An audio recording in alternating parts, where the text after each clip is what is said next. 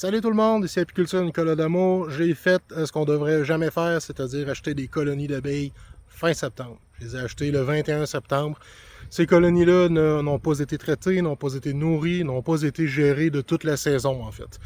L'ancien propriétaire a eu des problèmes de santé, il n'a pas pu s'en occuper et tant qu'à vraiment leur laisser aucune chance pour passer l'hiver, a préféré les vendre à petit prix pour leur donner une chance. Présentement, la seule chose qui a été faite, c'est que je nourris présentement au vrac.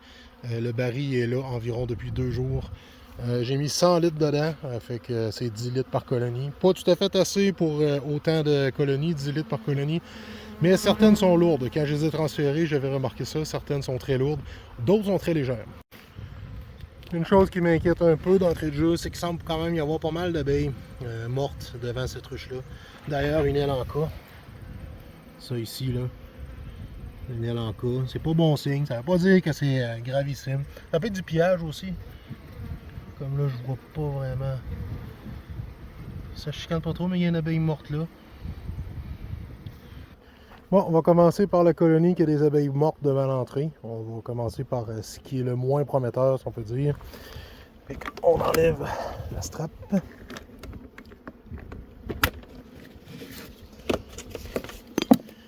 Le toit, je pense qu'il n'y a pas d'entretoit. Ah ben oui, il y a un entretoit. Mon Dieu, mon Dieu. En tout cas, c'est la preuve que je vous mens pas, je ne sais pas ce qu'il y a là-dedans. Parce que je n'ai ouvert une, puis une quand que j'étais allé chercher, puis elle n'avait pas d'entretoit celle-là.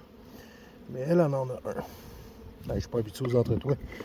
Moi, je marche ça normalement avec des morceaux de thermofoil, là, le papier bulle avec un côté... Oh wow, en tout cas, elle a du miel en maudit. Là. Très très beau. On en fume un peu. Ça a vraiment l'air très lourd de miel. Lui ici, il est vraiment très lourd. Juste à l'œil, on le voit. Côté réserve, cette colonie-là, je ne sais pas pourquoi, mais je pense qu'elle est vraiment belle. Ok, la cire est belle d'ailleurs. Le cadre n'est pas vieux. Plutôt, le cadre a un certain âge, mais la cire est belle. Parce qu'en même temps, il faut comprendre, moi je regarde ce que j'ai acheté, même en matériel. Là.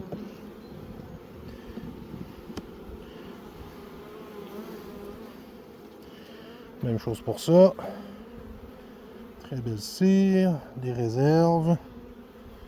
Le cadre n'est pas fini de bâtir, mais c'est pas grave.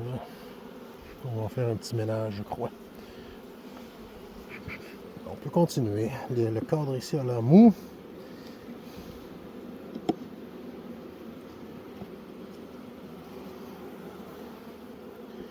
Ici, j'ai des réserves. Je ne vois pas de reine.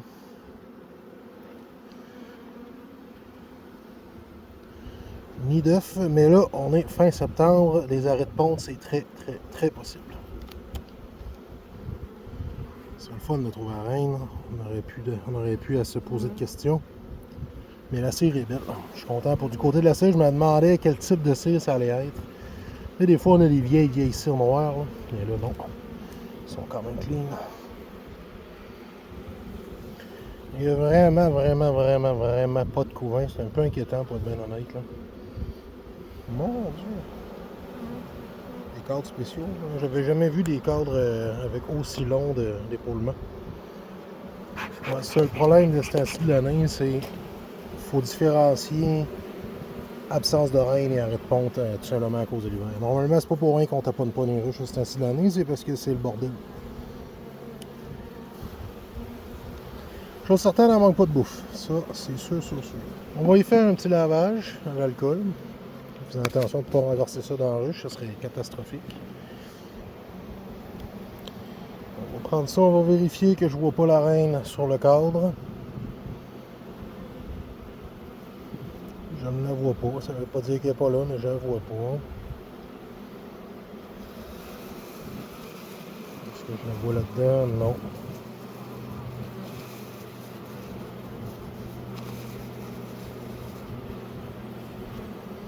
Normalement, il faut faire ça avec des cadres de couvain, mais il n'y en a pas de couvain. Ça règle un peu le problème.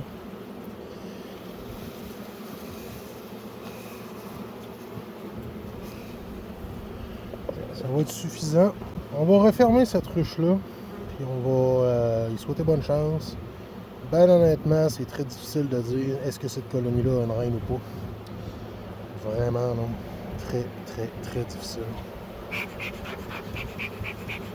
Ça va être de même probablement pour toutes les colonies. C'est ça le problème.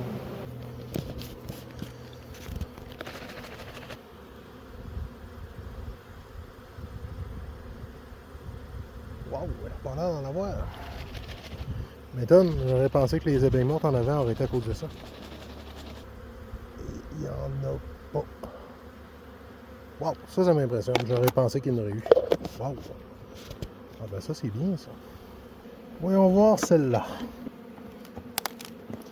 On fume un peu.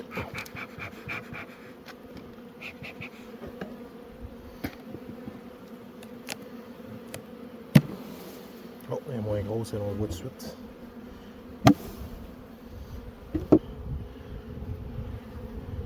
Petit peu de miel en haut. Oups. Ça fait longtemps qu'ils n'ont pas touché à ça. Là. La cire en est sec, je l'ai entendu craquer.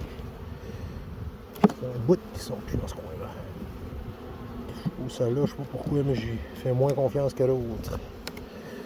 Mais ça peut très bien se revirer de bord, puis voir du couvain, puis dire, ah ben là. Ici, on voit que ça a essaimé cette saison. Il y a des cellules royales d'essaimage dans le bas des cadres.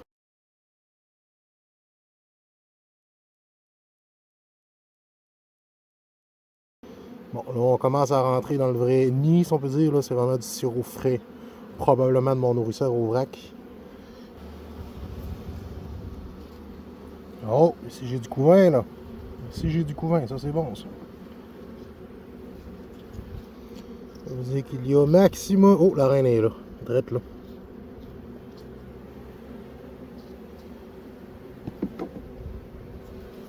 Oh, calme-toi, toi.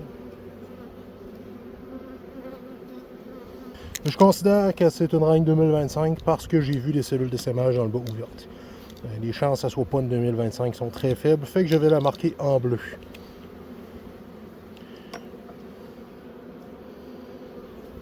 Il est capable. Il est. Des fois, ils veulent pas. Ils veulent pas se faire attraper.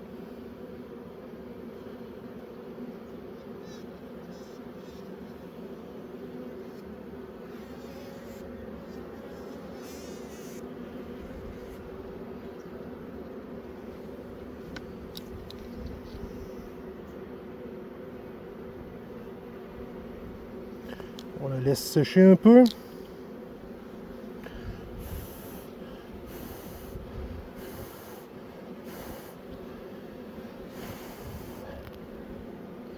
On va la remettre dessus. Et voilà. Celle-là, on va même pas écrire qu'elle est marquée. Allez, ouais, elle tombe pas, là. Tombe pas, là. Nerveuse. En fait, je vais la prendre en cagette parce que je veux faire un lavage à l'alcool. J'ai pas envie d'avoir besoin de réfléchir. Cette cagette-là, le problème, des fois, elle coule. Des fois, la reine sort. Et je vais mettre ça là. C'est un cadre parfait pour... Ben, parfait, non. Parce que si je voulais qu'il soit parfait, ça serait du couvain ouvert. Et là, il y en a un peu. Il y a quelques cellules de couvain ouvert. D'accord. Ben, au final, il est correct. Couvain est clairsemé, il faut le dire. Mais, faut pas être trop difficile. On est fin septembre. Je vous dis, au printemps, très tôt au printemps, puis tard l'automne, là, faut vraiment pas être difficile. Ça.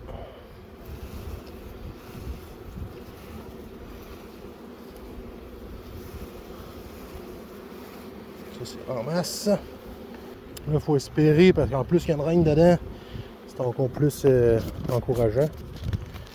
Je veux dire, c'est le fun qu'il n'y ait pas beaucoup de varroa pour qu'elle ait plus de chances pour passer l'hiver.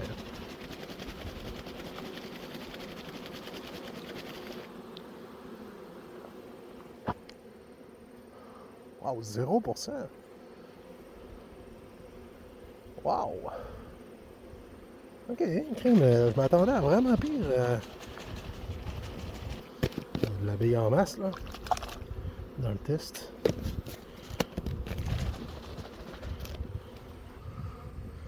Il n'y a vraiment rien. Ce qu'on voit, c'est des petites graines et des dards, là, mais il n'y a pas de varroa. C'est bien, c'est bien. Qui est marqué, hein? Il y a de quoi d'écrit sur le cadre. Qu'est-ce qui est marqué là?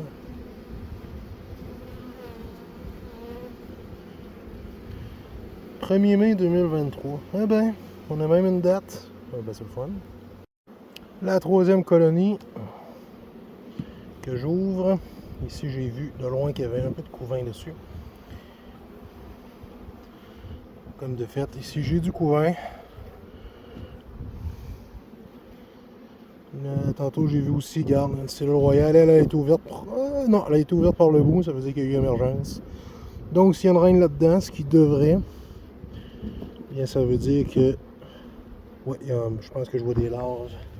Non, c'était un reflet. C'était un reflet. Mais si je vois une reine là-dedans, c'est une 2025. J'ai même une abeille ici avec du pollen sur le dessus du thorax. C'est rare de ce temps-ci de l'année. J'en vois plus de pollen rentrer, mais ça a l'air qu'il y en a qui en trouvent encore. Hein. J'ai vu qu'il y avait du couvain. J'ai pas vu de jeune couvain, mais regarde, au moins il y a du couvain operculé. Ça veut dire que il y a minimum 21 jours, il y avait une reine pondeuse là-dedans. Puisque c'est du couvain d'ouvrière. On va chercher les reines, là. Surtout ce temps-ci de l'année, là. Ça sent pas grand-chose. Si je la vois, tant mieux, là, mais... Oh, ben là, regarde. Tu vois ça, toi? Une belle grosse reine.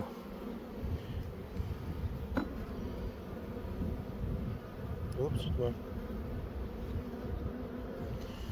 Encore une bleue. Encore une fois, je dis qu'elle est bleue, que c'est une 2025 parce que j'ai vu des cellules d'essaimage. S'il y a des cellules d'essaimage, les chances sont de 95% que ce soit une nouvelle reine de cette année. Et même plus. Tiens ici, ma belle. Fragile, cette petite bébête-là. C'est fragile, mais c'est plus tough qu'on pense. C'est bien ça qui est le pire. Hein? Un beau point bleu. On laisse sécher un peu. Oups, t'es pas trop loin, toi. On laisse sécher un peu. Puis on va le mettre en cage parce que je veux aussi faire un lavage. Hein? Là, on va être rendu au 3e lavage ici. Puis si lui est à 0% aussi, là, je risque fortement de plus tant les faire les lavages. Là. Parce que 30% d'échantillons sur des colonies, ben, c'est quand même beaucoup. Puis, c'est plate à faire aussi. Tuer des abeilles, là, c'est quand même pas un trip. Là. Soyons honnêtes 2 minutes. C'est pas un trip, mais je peux vous garantir que le varroa, c'est ça qui va tuer vos colonies si vous le gérez mal. On lave.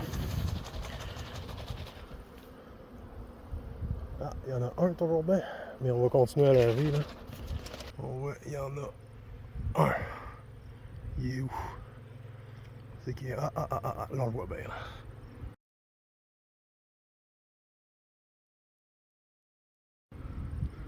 Il y en a un. Un sur au moins 200. Et que ça fait genre 0.5 ou 0.33 parce que ça pour se mettre 300 abeilles. C'est vrai, non, je n'ai pris beaucoup. Ça doit être un 300, c'est un 0.400 en fait. C'est vrai, il y en avait beaucoup dans cet échantillon-là. Fait qu'on est à 0.33% max. Ce qui est très bas, là. On est fin septembre, là. Faut pas l'oublier, là. Fin septembre, 0.33%, c'est rien, là. On l'a vu, il y a presque plus de couvain dedans. Il y a presque plus de couvain là-dedans. Ça veut dire que toutes les varroas sont phorétiques ou presque. Finalement, j'ai pas pu m'empêcher. Un autre 0%. Sur 4 colonies, j'ai pogné une ruche. Celle-là qui est là à 0.33. Les 2 autres, mais les 3 autres en fait, 0%. Fait que là, regarde, le varroa est vraiment pas un problème ici. Fait intéressant sur celle-là, évidemment j'ai trouvé la reine, je l'ai marqué en bleu encore une fois, et 0, 0, 0, 0 couvain. Fait que l'autre à côté, que justement elle avait pas de couvain, ben c'est une possibilité qu'il y ait juste une reine qui se cache là-dedans. Ce qui m'impressionne, c'est que la reine que j'ai dans la petite cagette présentement, elle a l'abdomen enflé quand même, comme s'il était en ponte. Mais il n'y a pas d'œuf, il n'y a pas de couvain, il n'y a rien. Fait que, ouais, c'est un peu bizarre, mais c'est, regarde, des fois, il y a des affaires qu'on comprend pas. Là. Normalement, une reine qui arrête de pondre vraiment rétrécit énormément, elle est belle et grosse. Fait que peut-être qu'elle pond, mais que les abeilles, aussitôt qu'ils voient un œuf, poup, ils mangent l'œuf. Ça peut arriver. Là. Les abeilles disent non, là, toi, tu veux peut-être pondre, mais nous autres, on n'est vraiment pas en mode, gestion de couvain. On passe en arrière puis on coupe tes efforts pour pas qu'on aille à élever de couvain. Donc finalement, j'ai inspecté 5 des 10 colonies. Ça ne me sert à rien d'aller voir les 5 autres parce que juste ce que je voulais savoir. Ce que je voulais savoir en vrai, c'est le taux d'infestation de varroa. J'ai fait 4 lavages à l'alcool sur les 5 que j'ai inspectés. Puis j'ai trouvé un varroa dans tout ça. Ça veut dire qu'il y avait une colonie qui est à 0,33% d'infestation. Les autres sont toutes à 0. Puis on peut le voir autrement. On pourrait même voir que j'ai trouvé un varroa sur 1200 abeilles. Ce qui veut dire que l'infestation ici est vraiment pas un problème. C'est certain que je n'ai pas dépisté les 6 autres colonies. Ça se pourrait que dans ces 6 autres colonies-là, j'ai une ruche ou 2 qui soient infestées et épouvantables. Ça m'étonnerait, honnêtement, là, ça m'étonnerait beaucoup même, mais c'est possible. C'est pour ça que je vais quand même en novembre passer faire deux sublimations oxaliques pour vraiment faire un ménage pendant qu'il n'y a plus de couvain. Vraiment, la sublimation oxalique, c'est ça sa force, c'est traiter en absence de couvain. Dans ce temps-là, on va vraiment faire un ménage. Si j'en fais 2 en 4 à 5 jours d'intervalle, ça va vraiment faire un énorme ménage, même dans les colonies qui sont très infestées. Par contre, il y a déjà des dommages qui vont être faits si c'est ça qui arrive. Il va déjà y avoir, parce que les abeilles d'hiver vont avoir été parasitées pendant leur cycle de développement. Ces abeilles d'hiver-là vont vivre moins longtemps. Leur espérance de vie va être raccourcie. Et c'est d'ailleurs ce qui fait que les colonies meurent pendant l'hiver à cause du varroa. C'est l'espérance de vie des abeilles d'hiver qui est plus courte. Puis vu qu'elle est plus courte, ils meurent plus vite. Puis vu qu'ils meurent plus vite, ben, la colonie ne se rend pas en mai, par exemple. C'est des abeilles qui vont avoir une durée de vie de 6 mois de temps. Là. Tu pars, là, ben, regarde, septembre, octobre, novembre, décembre, janvier, février, mars, avril. Moi, chez moi, là, c'est 7 mois même. 7 mois que ces abeilles-là vont survivre. Et à la fin de ce 6 ou 7 mois-là, il faut qu'ils fassent du couvain. En tout cas, les abeilles d'hiver, c'est impressionnant. Mais bref, pour en revenir à nos ruches ici, moi je pense qu'elles ont pas mal de chance. Faut que je nourrisse. Il y en a qui sont pas très pesantes. Faut que je nourrisse. Comme je disais, le traitement, on va repousser ça en novembre. Vraiment, ça me fait pas peur pour ici. L'isolation, il va falloir que je vienne isoler ça, c'est sûr. Il va falloir que je change les toits parce que mes isolants ne fitteront pas sur ces types de toits-là. Par contre, peut-être que je pourrais les en faire. Là. En tout cas, je verrai comment je vais faire ça. D'ailleurs, si ça vous intéresse, abonnez-vous à ma chaîne parce que je vais très certainement faire un suivi de ces ruches-là. Peut-être une autre vidéo avant l'hiver et très certainement au printemps lorsqu'ils vont sortir d'hiver, justement pour voir dans quel état ils vont avoir sorti. Fait que gênez-vous pas, abonnez-vous à ma chaîne YouTube, Apiculture Nicolas Damour. Gênez-vous pas non plus pour vraiment défoncer le bouton like. À la prochaine!